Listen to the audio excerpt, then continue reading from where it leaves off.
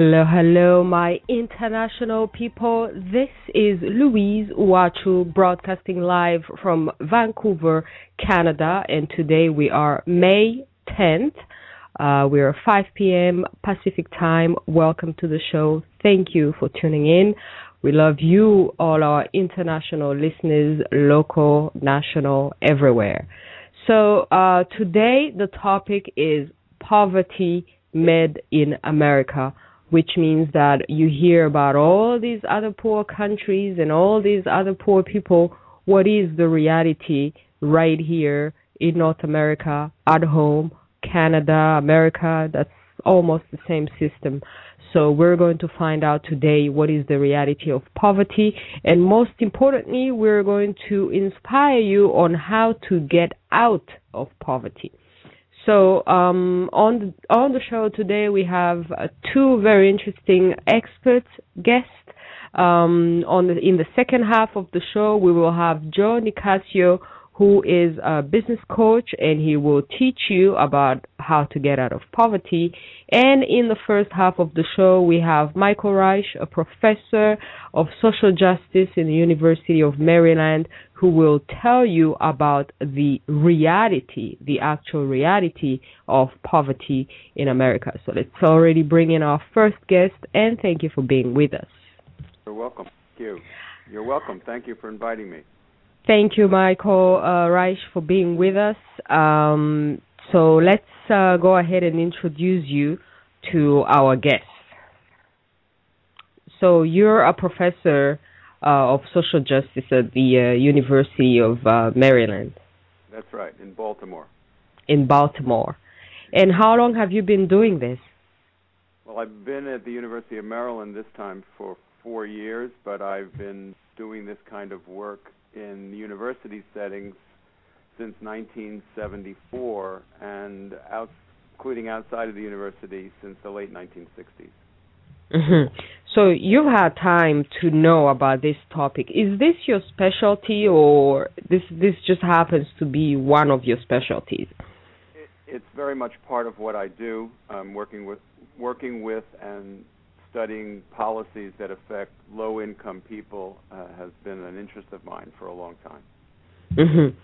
So what have you found out? What is the nature of poverty? You have told me that the nature of poverty has changed, but yet it has stayed the same. What is the nature of poverty? Well, in some ways, the nature of poverty is the same, in that poverty is ultimately about the lack of resources and the lack of opportunities in society. To some extent, the percentage of the population which is in the United States who are defined as being poor has declined somewhat in the last half century, but I would argue that the way in which we measure it does not reflect the true extent of poverty or the real impact that it has on so many people's lives. Yes, so is the way we measure it right now sort of covering up the reality of poverty, and how do we measure it right now?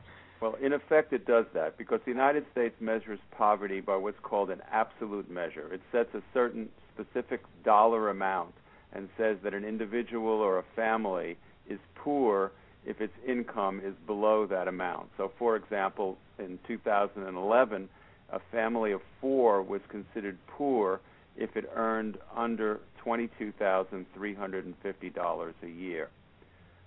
And according to that measure, over 15% of the population in the United States was officially poor. That's about 46 to 47 million people. But the reality is that many people are just above that line, but are really suffering a great deal of economic and social deprivation. Now, when you say 22,000, is this 22,000 for each person or for all the four? The entire family. For a family of, so a family is considered poor if it in the United States, based upon 2011 calculations, if it earned less than $22,350 a year for a family of 4. Mm-hmm. So a family may be slightly over that limit, but so officially they would not be considered as poor, but you would still count them as poor anyways. Well, I would, whether you want to use the word poor or indefinitely in experiencing economic hardship, I would say absolutely yes. In fact, studies by research institutions in Washington have demonstrated that, if you raise the poverty rate just a bit, if you raise that poverty line just a bit to $25,000 a year, that about a third of the American population would be considered poor. Because there are so many people who are just above the poverty line. And, just to keep in mind, you asked me about the changes. Well, the way in which we measure poverty dates back to a measure that's very archaic. It was based upon a calculation of what people needed 50 years ago to live a life based upon acquiring a minimum food subsistence budget. What was done was basically that they calculated how much do people need to eat a certain number of calories a day, and then tripled that cost, because at the time it was assumed that the largest item in a family budget was food. That's no longer the case. The largest item in most families' budgets today, particularly low-income families, is housing. So the poverty line has not really been recalculated to reflect the changing nature of household budgets over the last half century, and of course the rising cost of living of certain necessities like housing and health care, the cost of which have risen far more rapidly than the official cost of living measure. So, for example, about 100 million Americans would be counted poor, nearly one-third of the population, if the poverty line were raised just a little bit to $25,000 a year. And three-quarters of all Americans have incomes under $50,000 a year. And by many calculations, in major cities like New York, Los Angeles, Chicago, San Francisco, a family of four would need more than $50,000 a year to live a minimally decent life. I see. The situation is definitely much harsher than we see on the books. Now, how would you define poverty, and what would you say is the main ingredient that causes people to be poor or to fall in poverty? Well, that's a very good question, a very hard question. Usually there are three different types of explanations as to why people are poor. A very popular one in the United States is a cultural explanation, and this has been going back for hundreds of years. In fact, it dates back to our European roots, and that is a belief that people are poor because of some defect in their character, that they don't work hard, that they don't know how to defer gratification, that they're lazy, that they spend their money foolishly, and so forth. And we had a very popular concept even during the war on poverty in the 1960s that was called the culture of poverty, that we believed that these were the reasons that people were held back, and that what we need to do is to change people's attitudes and behaviors in order to assist them escape poverty. We see these beliefs reflected today in many public policies, such as our welfare policy, and also in many of the statements that are made by policy makers and politicians. Another explanation for poverty, which most people would agree with, is situational. People are poor because of circumstances beyond their control, such as losing their parents, or being in a severe accident, or developing an unexpected chronic illness or disability that makes it impossible for people to work. For the most part, Americans would be sympathetic to people who are in poverty because of situations beyond their control. Where it gets a little bit complicated is whether people would consider economic situations beyond someone's control as falling in this category. So, for example, if a factory closes or relocates to another nation, and people in a city in which the factory was located lose their jobs, and all of the businesses that were dependent upon the workers of that factory have to close, is that a situation that people would say justifies some assistance, or is that just, something that people say, well, that's just too bad, you made the wrong economic choice? A third explanation is more complicated still, and that's a structural explanation. And this explanation is not particularly popular in the United States, but it's an explanation which has been accepted in other parts of the world, and it's an explanation that poverty, in fact, is a result of political, economic, social, and cultural systems that serve a particular purpose, and that the way in which the economy and the political system and the social structure are sustained is by maintaining a certain proportion of the population in poverty through the way the economic system operates, and also through specific social and tax policies. Now, so there's three very broad ways of explaining why people are poor, and if you looked at the circumstances of a family in a major U.S. city, for example, that was poor, you would probably find some components of each of those explanations as the basis for why that family is poor. I see. And you've also told me that poverty is also extended by race. But, excuse me, I didn't hear what you said. By poverty race? Is also extended by race? Oh, absolutely. Well, for example, over the last 30-plus years, African Americans and Latinos in the United States are 2.5 or 3 times more likely to be poor than whites. And Native Americans, the indigenous population, is the poorest population of all in this society. On some reservations, for example, the poverty rate is 2/3 or higher of the population. So it's very, very high. And this is for a variety of reasons, historical and contemporary, but it's reflected not only in people's levels of income, but it's also reflective in the relative lack of wealth or assets that populations of color have, and in the health disparities which recent public health statistics reveal, in poorer schools and inadequate housing and in much less safe neighborhoods, and also in the proximity of these populations to dangerous physical environments, for example, living close to toxic waste dumps or places where there's high levels of pollution. So there's many different factors which contribute to the deprivation that disproportionately affects people of color in the United States. I see. So this idea of blaming the poor, because this is something that comes up often, or blaming the poor for their own situation, is actually false? Well, I would argue that it's false. I mean, for example, the children in the United States are more likely to be poor than in any other industrialized country.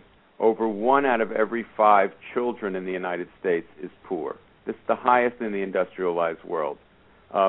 More than 1/3 of all African American children are poor in this country, using even just the official poverty line. Now, children cannot be held responsible for their economic condition, no matter what their parents do. So what are we supposed to do? I mean, in the capital of the United States, Washington, D.C., child poverty among African Americans is 43%. Now, are those children responsible for their situation? The other thing, to get back to those different explanations of poverty, I would argue that a cultural explanation, which is very popular among policymakers who would rather deny benefits to people in need, is based upon a misinterpretation of research that began to be done in the 1950s and 1960s about people who lived in low-income communities. What anthropologists and sociologists determined was that many of the behaviors which are ascribed to people who are poor did in fact exist, but these behaviors were adaptive to their situation of poverty and then unfortunately become self-perpetuating. They weren't the original reasons why those people were poor. The original reasons were more likely to be situational or circumstantial, or as a result of structural factors in our society.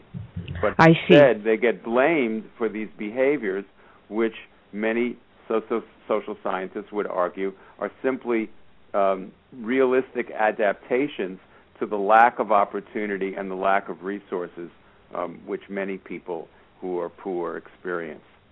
I see. So does this mean that we don't really care about the poor, or we don't really want to solve the poverty issue?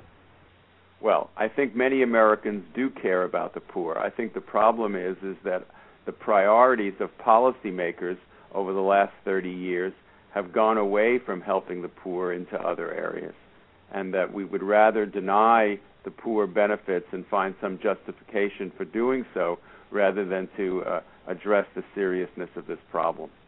I see. And you wrote a book called Social Policy and Social Justice, and Yes. you also have another one coming out which is called Social Work in the 21st Century.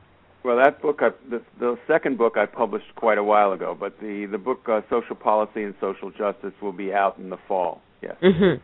Now, are people calling you a socialist? That's like an insult in the United States, and the way you sound, you seem to care about the poor and helping out the poor. Isn't that socialism, as it's called in the States? Well, I think that word gets misused a lot in the United States. Our president has been called a socialist, and for many years, people like myself in universities or outside universities, I've worked for many years also in the policy advocacy field, but people who believe that our society should behave in a socially responsible manner and assist those populations that are most vulnerable and most marginalized have often been disparaged and called names, socialist being one of them, bleeding heart being another. But I think that is a misinterpretation of what a society should be all about, and it also reflects a misunderstanding of what socialism is. I mean, many industrialized nations in Europe, for example, have a far more extensive safety net for vulnerable populations, yet they still have market economies. So I think we use the word socialist as an easy insult to divert attention from a serious discussion of these long-standing issues. I see. Now, you have studied poverty on the international level. How would you compare this poverty that exists in the United States to a poverty that exists, for example, in some African countries that they call poor? Well, I think that the depth of poverty in many sub-Saharan countries in particular is far more extensive than that in the United States, or whether you're talking about urban or rural poverty in the United States. But I think that one could argue that many of the explanations for both poverty in the United States and poverty in the developing world, such as in sub-Saharan Africa, are the same, that they both result from structural decisions that are made by policymakers in the economic sphere and in the political sphere.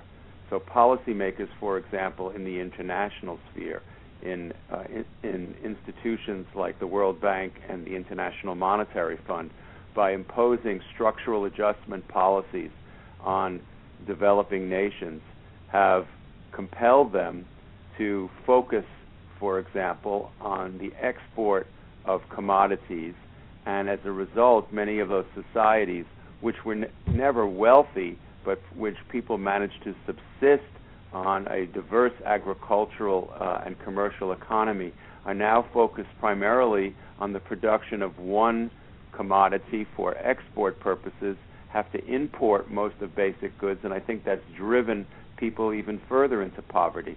Another problem is the support of these international financial institutions for extractive industries of oil, gold, and other such commodities, particularly in the developing world. And we know from research done by international NGOs that these extractive industries result in large profits for big energy companies, for example, and for the banks that fund them, but greater misery for the populations which are affected by these extractive developments. misery not only in terms of poverty, but also in terms of environmental degradation, such as what's going on, for example, in the Niger Delta in Nigeria and in parts of Democratic Republic of Congo. And also they result in the political repression of any portion of the population that might protest against these extractive industries, because many of the leaders of these countries are bought off and use the money that they receive for military weapons that they use to maintain power and further repress their populations. So while we don't see that occurring exactly in the United States, when you have policies that cut benefits for low-income people, which create a tax structure in which most of the benefits of any economic growth go to the top 1% of the population, and where you deny educational funding for low-income children, where you don't provide them with access to health care. Over 50 million Americans do not have health insurance and lack access to basic primary care. Then you're talking about a situation in which many of the same oppressive structural forces that create and sustain extensive poverty in the developing world work in a different form, but with comparable results in places like the United States. I see. Now, according to your research and all your experience all these years, what have you found to be the solution that you would suggest? I mean, if you were in power, if you were in charge, and you could actually transform the system in order to eliminate this poverty, because it should not exist, what would you do to eliminate it? Well, that's a huge question, but I don't think there's a single answer. First, I think you need to raise the wage scale so that people who are working make enough money to be out of poverty. Right now, the minimum wage in the United States is structured in such a way that an individual who would work 60 hours a week at the minimum wage would still be earning below the poverty line for a family of four. That shouldn't be. People who work should earn enough money to be able to support a family, at least at a minimally decent level. So that's one thing I would do. I would change the tax structure of the United States so that the wealthier populations pay a more equitable share of their taxes. Over the last 30-plus years, our tax system has become more and more inequitable, placing a greater burden on people at the lowest end of the spectrum. I know that conservatives argue that many people don't pay income tax and who are poor, and that is true, but they pay many other taxes. They pay the payroll tax, which funds Social Security and Medicare. They pay sales taxes, which are probably the most regressive form of taxation. In some states, they're over 8% on many purchases, and so forth. Gasoline taxes and other things like that. So that's another thing I would do. I would fund education at levels that enable low-income children to learn and to have greater opportunities to succeed. I would create a healthcare system which had universal access, particularly to primary and preventive care. I would build affordable housing and create transportation systems that are non-polluting so that people can access their work, their schools, and cultural, resources that are bountiful in this country if you have wealth, but are often inaccessible either by distance or by cost to people who are poor. So, I can go on and on. It's a huge agenda. But Michael Rice for president. Yeah, well, I doubt that. Not at this particular moment. But I think the problem is that people think that all of this will either cost too much money or that it will totally distort the nature of our economic, social, and political system. In fact, it wouldn't cost that much money compared to what we spend on other things like military expenditures, but it would also give more people in our society the opportunity to be productive, to contribute to the economy, and then to spend money. And I think it would contribute to greater prosperity for everybody. The issue has been framed today by many politicians in the media as if it was a zero-sum game, that if we help certain populations, that the rest of society will suffer. When in fact, history has shown that that's not the case. When we invest in all people, ultimately all people in our society will benefit, and we'll have a better, more equal, and more vibrant society as a result. I see. That's really great suggestions. Now, would you suggest to the countries out there to pull out of the World Bank and the IMF because clearly they're not contributing to the good of the society? No, I don't think that that's the solution. I think the solution is to work together in coalitions to try to influence the direction of the World Bank and the IMF and other international bodies. There's been some pressure over the last 20 years to make them more accountable to member nations and also to use other international instruments such as the International Tribunal for Human Rights, the International Criminal Court, and other things of that nature to try to create a more just world, particularly for most vulnerable people and the most vulnerable nations. So I think that we should reorganize and redirect the priorities of these institutions, not completely dismantle them. I think until we have an alternative to them, we need the institutions, but we need them to operate in fundamentally different ways. I see. Now, I have a last question before we let you go. This question is from Denise Martin, and she's in Gresham, Oregon. She's an author, and she wrote to us saying that to address the situation of women, she says that women are kept under the poverty line, and this is in case they're in a partnership and the other partner controls all the money, and now they call it somehow domestic violence. So she wanted someone to address what she calls this growing epidemic. What do you have to say about that? I think that's very, very true. I mean, in the United States alone, women are about a third more likely to be poor, and they are more likely to be poor at every educational level. In fact, the United States has the highest rate of poverty for female-headed households among the 22 most industrialized nations.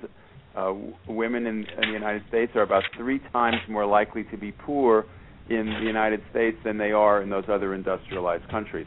And I think that advocates for women, particularly those who are concerned about domestic violence, have seen an increasing number of cases of domestic violence and abuse, which is a form of economic abuse. In fact, one of my doctoral students this semester just completed a dissertation in which she looked at that whole issue of economic abuse among women and the responses of domestic violence organizations and of public policymakers to that particular issue.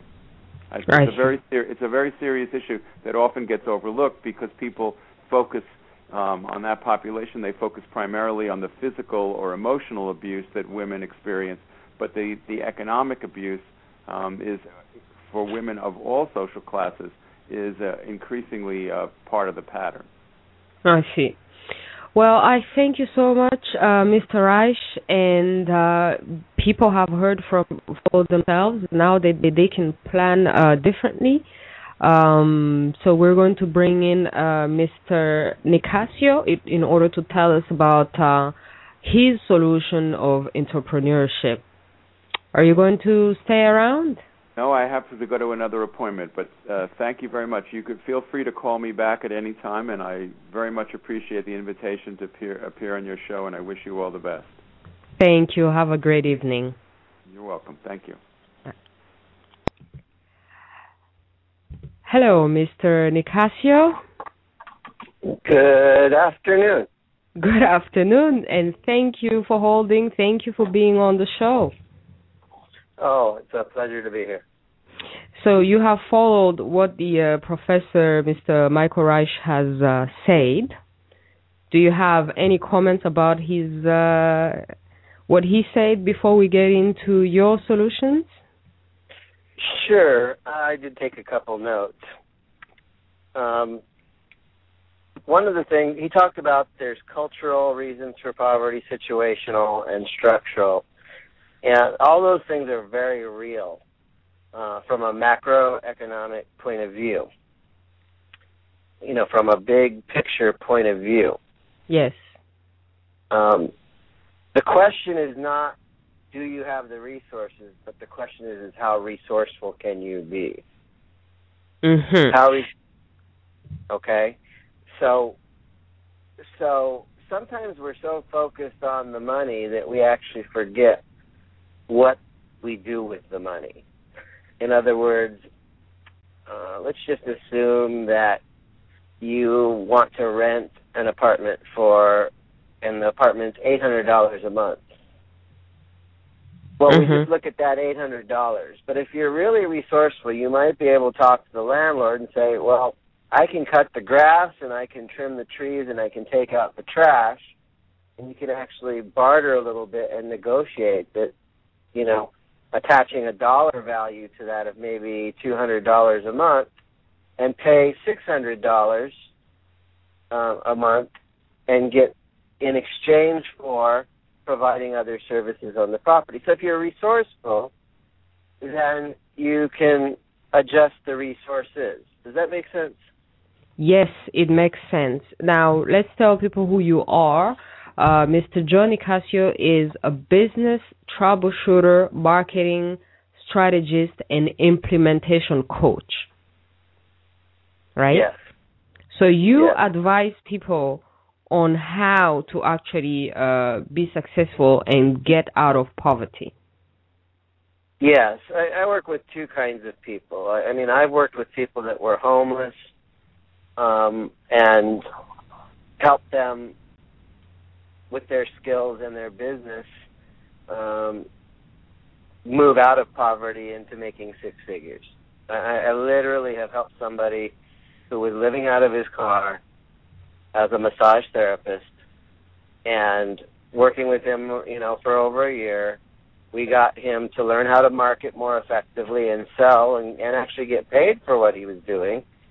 And we moved him into a six-figure area where he also created 4 part-time jobs because he got so busy he couldn't handle all the work himself.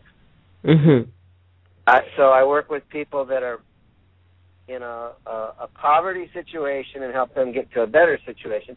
And then I take business people that are already in business, but they're not doing as good as they could do, and help them thrive at another level. I see. Now, you've told me before that the problem is that wealth has not been taught, that a good education is absolutely no guarantee for a job. So what do you say to people?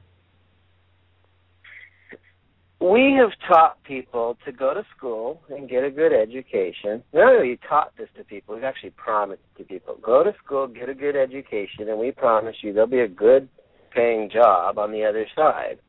And it used to be the truth, and now it's a big fat lie. I was in a room of 50 people, and they all had bachelor's, master's, and PhDs. And the one thing that all of these 50 people had in common is they were all unemployed. Mm-hmm. I asked them, how many of you would like to own your own business? And over, close to 60% said they would like to own their own business. But when I asked the follow-up question, how many of you are afraid to start your own business, 100% were afraid. Mm-hmm. And that was a big red flag for me.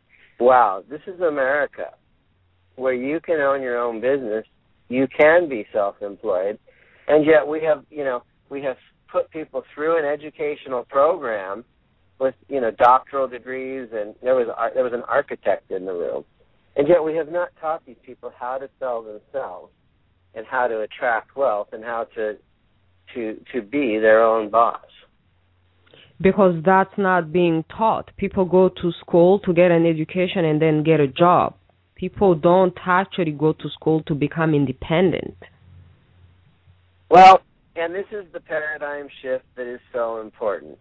Instead of teaching people to go to school so that you can get a job, we need to tell them go to school, get a good education, and get a job or start your own business. Now, in order for that to happen, well, first of all, we need to open that doorway in the brain that self-employment is a form of employment. So we need to plant that seed. And what I suggest, and I write this in my book, is that the way we fix this problem is not through raising the minimum wage or, adjusting those kinds of policies. The real solution is to put Entrepreneur 101 as an optional class in every high school in the country. Mm-hmm. Because the reason that people fail in business is they were never taught how to succeed in business. If you focus on doing everything right, the odds of success radically improve in your favor. The problem is we don't teach it. Yeah, there's no lesson. So your book is called Resurrecting America's Entrepreneurial Spirit. That's correct. So America's entrepreneurial spirit is dead. It has moved to China and India. What's going on? Well, there's a little section in the book, I call it triage, and if we ask Donald Trump how's entrepreneurialism in America, he would say it's thriving. If we ask the people at Eastman Kodak, they would say, well, things are hurting because their business has fallen off radically. If you ask somebody who just failed in business, their spirit may be completely broken. So it's an individual basis.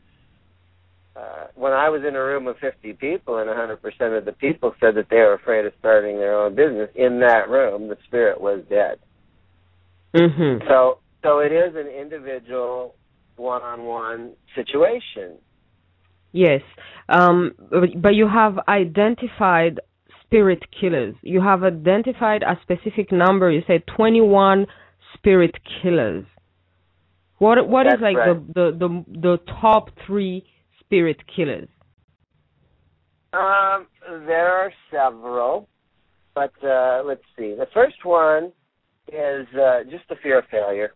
We are told statistics that if you start a business, 90% of the businesses fail in the first 5 years. Well, that's not entirely true. If you go to the Small Business Administration site and there's statistics, there's all kinds of statistics. There's also success statistics. So, for example, people that buy a franchise, like a Subway franchise, their odds of success are very high because the franchise has put together a formula that works. So the more you stick to a formula that works, the more you're going to succeed. Now, you can do that through a franchise, or you can figure out your own formula. One of the things I do know is even the poorest person in the world can have a superior strategy for success. Now, where do people get the money to start their business? Because that's always the problem. You may have an entrepreneurial spirit, but where will you get the money?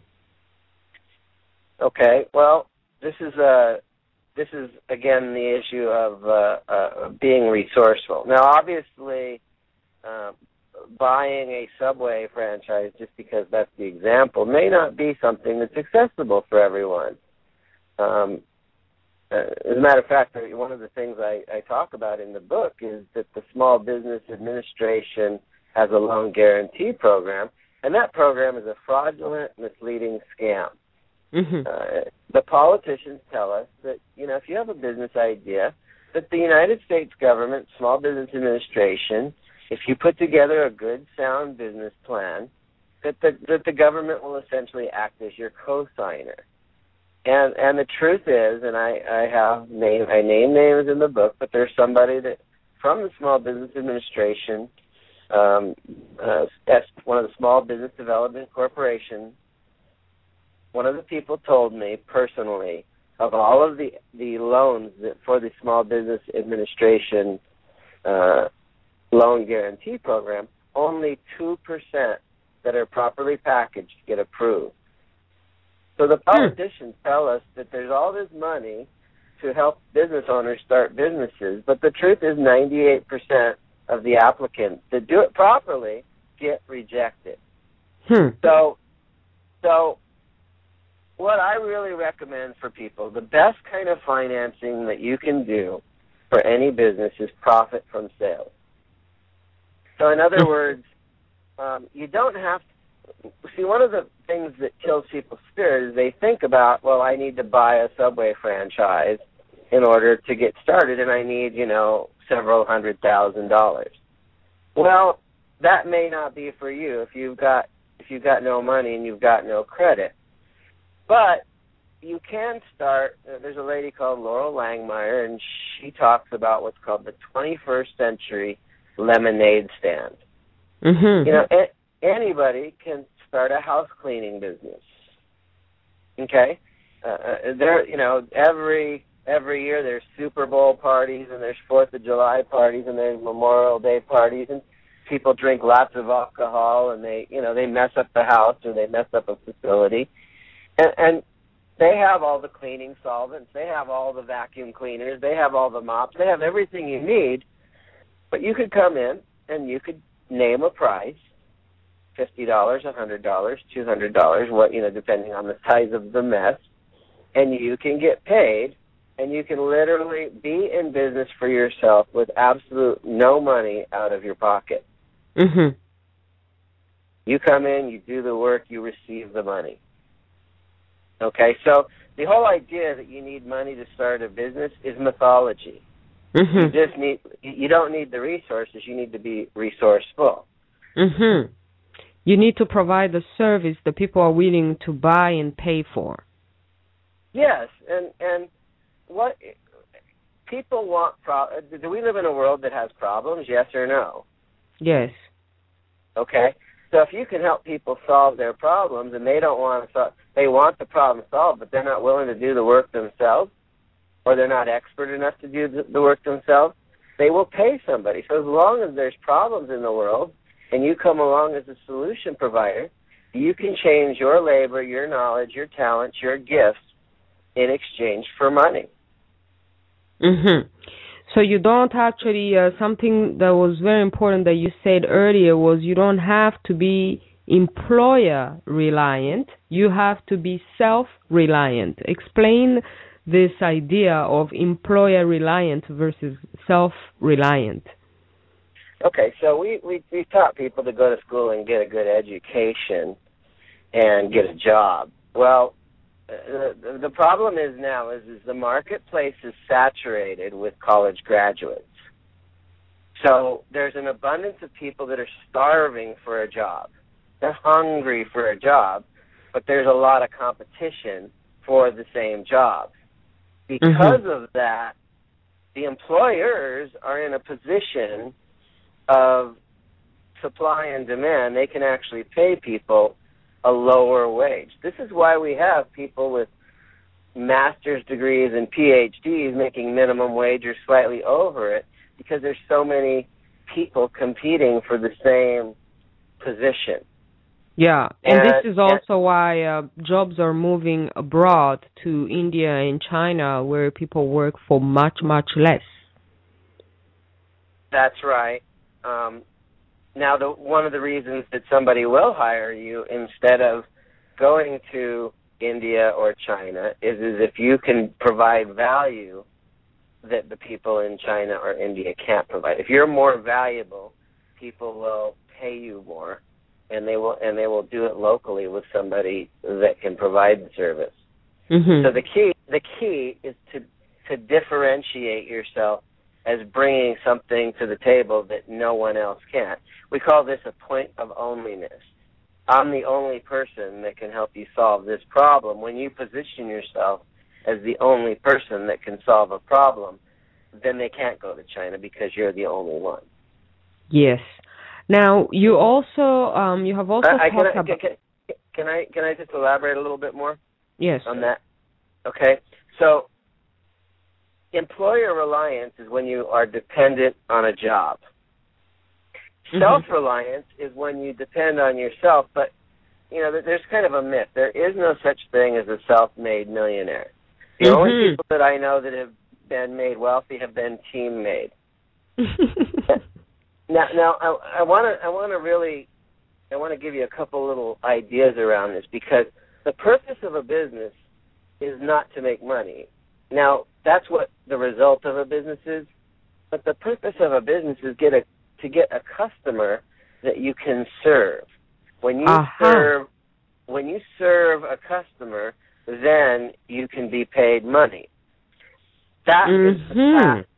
That is the path towards self-reliance. And if you have 100 customers, if you lose a customer, you're not so vulnerable. You still have 99 customers. If you have a job and your employer reliant, if you lose that job, you have all of your eggs in one basket, and you go from full income to no income instantly. And even if you are unemployed, you really are self-employed with no customers. Now, here's the challenge. If we're not self-reliant, we either become employer-reliant, we rely on our job, which is fine for many people, but if you can't find that job, if you can't become self-reliant, what then happens is we become either government-reliant or charity-reliant. Wow. Okay? That's very, very interesting. Now, what can people do to become self-reliant? You have talked about 21 spirit builders in your book. Can you tell us, the top 3 spirit builders or the top 3 things that can encourage people towards that path? Sure. One of them is you need to be creative. When we create with our hands, with our ideas, with our actions, we can translate our creativity into wealth. When we need to learn how to walk through the world with opportunity eyes. There was a very brilliant man. He passed away a couple years ago. His name was Gary Halbert, and he used to have this thing. He used to call it Operation Money Suck. And what he would do is walk through the world and say, how can I suck money out of this opportunity? How can I suck money out of that opportunity? How can I solve this problem and get paid for it? And we need to look at how can I come in and add value to another person's life and get paid for it. So that's, and obviously when we do something and we serve somebody and get paid for it, that every time we complete something and get paid for it, that is a spirit booster. It is a spirit builder. There's a feeling of accomplishment. I like the idea that you say that the purpose of businesses is not necessarily to make money, but to provide a service, a great service, and get paid for that service. Then that's the part that comes into it. Do you think that companies today put making money ahead of providing service, and that's what ends up costing everybody their job? Or well, I don't want to be that kind of company. This is Business Ethics 101, and it's very simple. Money at the service of others is good. Money at the cost of others is evil. I'm a Christian, and I believe in, there is a moral, ethical obligation to do things in a way that we don't hurt others. And so I really believe that if we provide a lot of value, we have a moral obligation. We have a moral obligation to serve others, and we deserve to get paid. Now, here's where I believe companies are doing something wrong, and that is they charge customers a lot of money, but then they don't pay their employees well. Yes. There was a book, I talk in my book about another book that was written called The Meritocracy Myth. And the meritocracy myth is most people think that if I work hard, I'll get paid well. If I contribute a lot, the company will take care of me. Well, there's a big gap, between the American dream of rewards for hard work and the lack of a true meritocracy. Americans want to be rewarded for hard work, but employers rarely deliver on this promise. Mm-hmm. And so, one of the spirit killers in the book is the idea of greed. Greed kills deals. And if your employees are working hard and if they deserve more money, you should pay them more money. Now, there's the other side of the equation where employees do have their hand out and they want to get paid more, and yet they haven't really increased their value.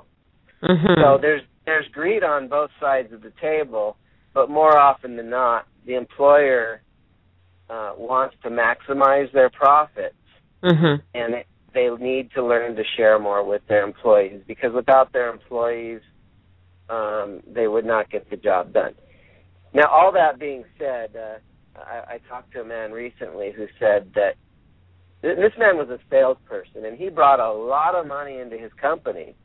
He brings a lot of money into his company. He's a rainmaker, meaning mm-hmm. he brings in a lot of sales, he brings in a lot of customers, and yet he gets paid a flat salary. So if he brings in a lot or he brings in a little, his boss pays him exactly the same amount. Mm-hmm. And that's not fair. That's discouraging, actually. Yeah, and his boss has this attitude, and he communicates to him that you are replaceable. And I just laughed and I said, well, what you need to communicate to your boss is that he's replaceable. Because other companies would love to have a good salesperson that could get the cash register to ring. Mm-hmm. Exactly. And there's one important point that I would like to bring in before we come to the show. We only have like 7 minutes left. Is the thing that you told me about foreigners succeeding more in America than the Americans who were born in America. Yes, it's an amazing phenomenon, because America is the land of opportunity where you can start your own business and you can become wealthy. And that's exactly what foreigners tell their children. They say, you can go to America, you can start your own business. It's the land of the free, and you're free to start your own business. And so their belief system is, I can start my own business in America. And they come here, and that's exactly what they do. Mm-hmm. And our own citizens are told, go to school, get a good education, and get a good job. And we are not doing nearly enough to encourage our own people to start their own businesses like foreigners encourage their children. So it's a very simple, if you are told a certain set of beliefs from your parents, then you're going to live your life a certain way. Mm-hmm. And if your parents tell you a different message, then you're going to have a different set of beliefs and you'll live your life a completely different way. Mm-hmm. So do you think in the future American parents will tell their kids that they can also travel and go out there in the world and discover how the rest of the world operates? Because it seems to be like if you're an American, you stay in America, you don't need the rest of the world.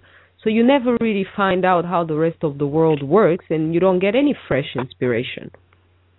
Well, first of all, I think traveling is a wonderful opportunity to open up our eyes.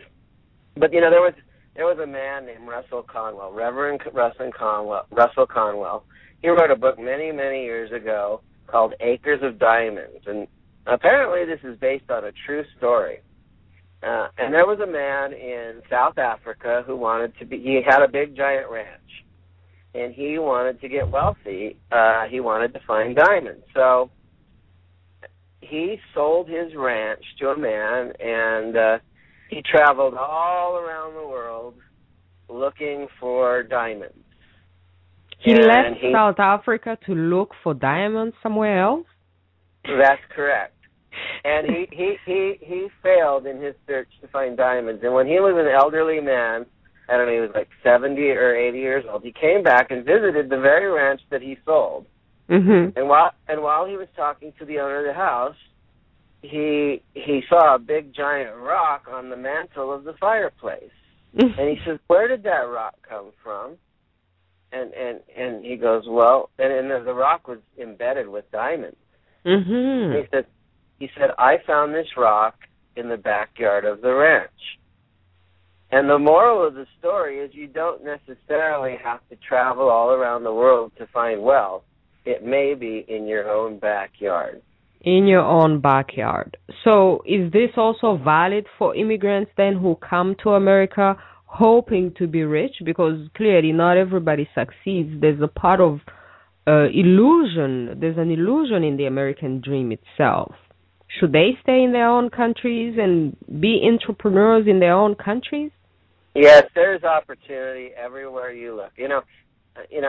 I'm actually sitting in a vehicle right now, Mm-hmm. and I can see many buildings. The one building to my right here is probably a $5 million building. I see cars parked in front of me. You're in California. Let's tell people that. I'm in California, but I see cars on the road. Mm-hmm. I see SUVs. I see some trucks here. That truck there, that Blazer is probably a $25,000 vehicle. That smaller truck is a $20,000 vehicle. Oh, there's a Mercedes going by. That's a $100,000 vehicle. There's a Mitsubishi Montero in front of me. That might be a $25,000 or $30,000 vehicle. The point is there is wealth all around us. Mm-hmm.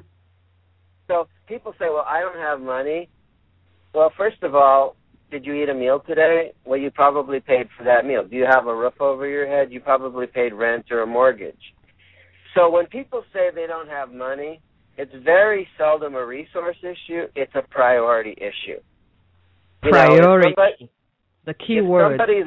If somebody is addicted to marijuana and they want to get a joint or they want to get, a gram of some weed, they'll come up with the money for their weed, but they can't take a class at college. So it's really a function of what are your priorities. If you want to learn about entrepreneurship, you'll pay for entrepreneurship. If you want to smoke a joint, you'll find money for it. It's really a function of your own priorities.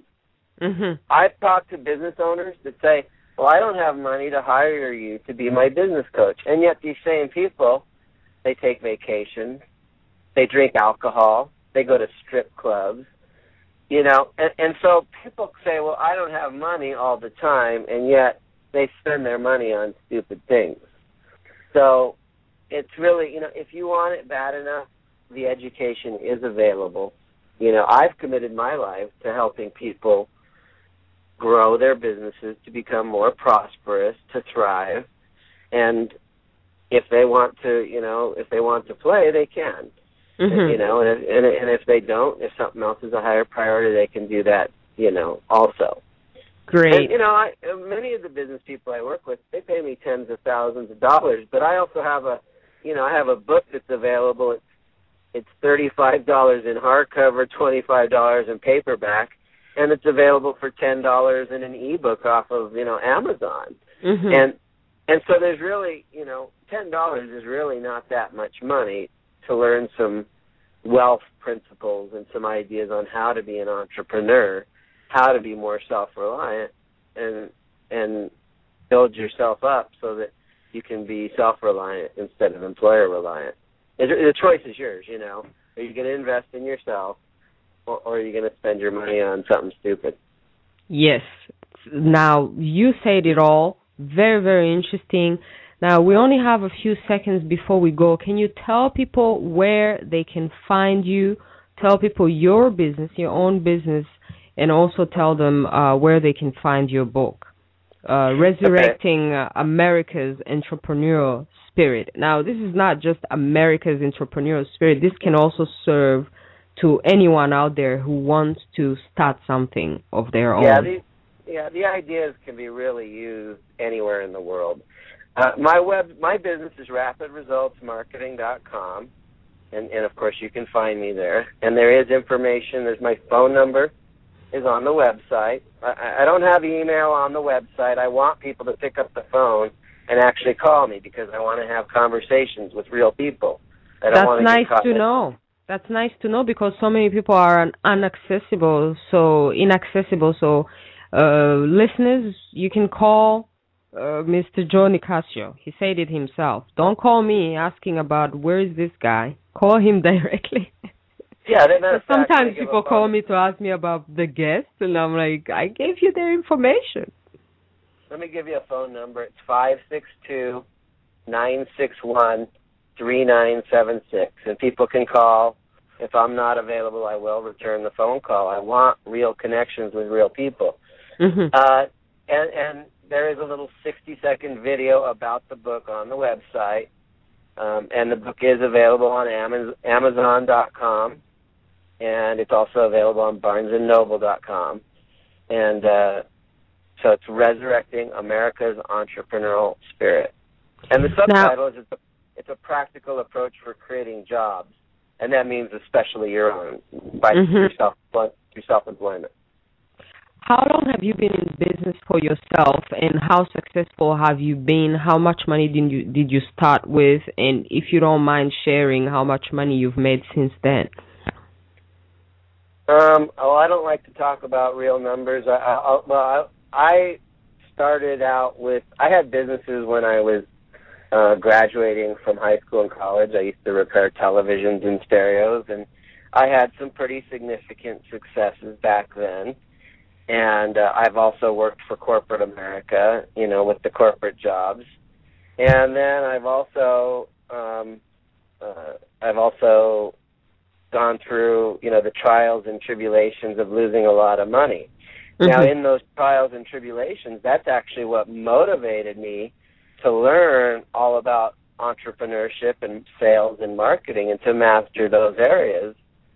And so when I actually started this consulting business that I'm currently doing, and this was about 20 years ago, my net worth at that time was minus $250,000.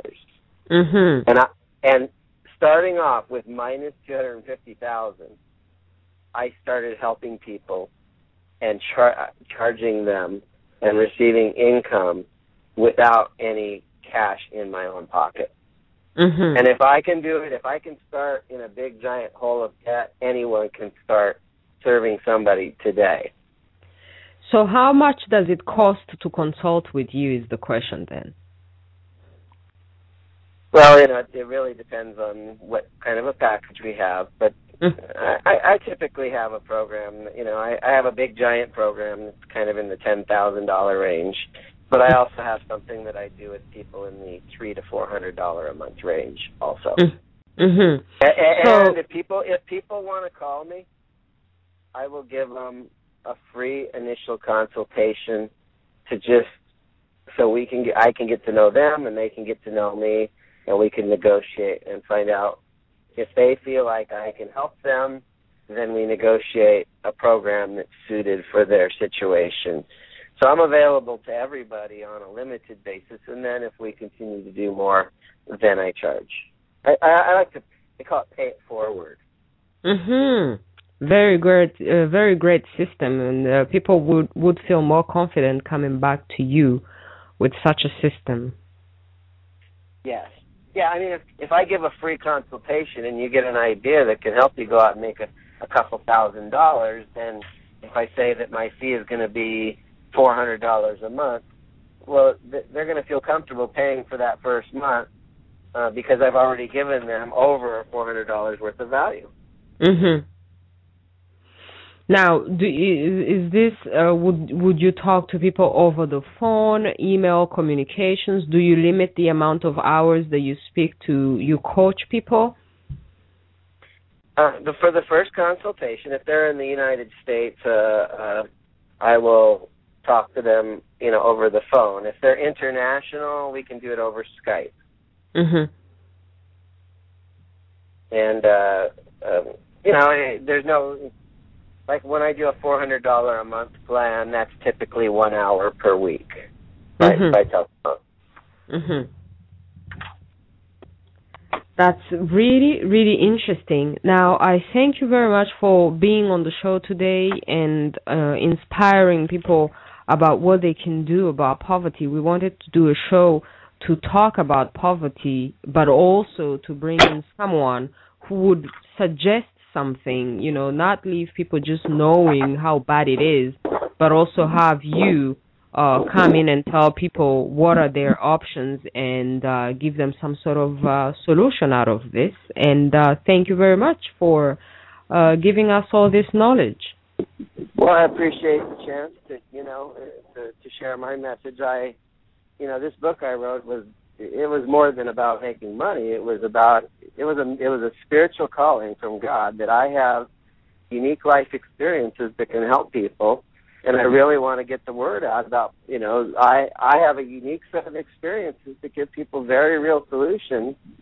And if they read my book, they're going to learn things in that book that are not being taught in school. They're not being taught by the government.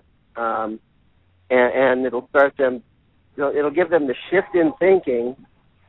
If you think different, you'll get a different result. If you act different, you'll get a different result. If you keep doing what you've been doing, you're going to keep getting what you've been getting, and so you need to make a shift.